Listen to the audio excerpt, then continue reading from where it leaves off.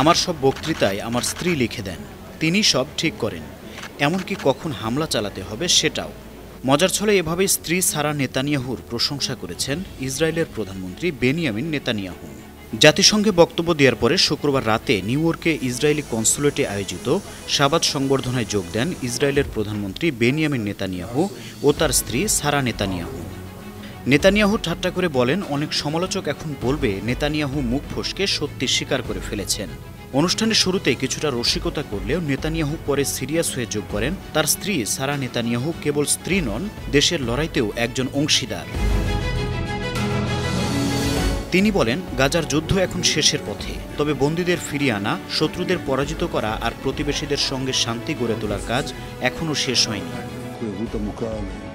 প্রধানমন্ত্রী আরও বলেন, আমরা আরবদের তাদের জমি থেকে তাড়িয়েছি, এটি মিথ্যা। বাস্তবে হাজার বছর ধরে আরবরাই ইহুদিদের ভূমি থেকে তাড়িয়ে দিয়েছিল।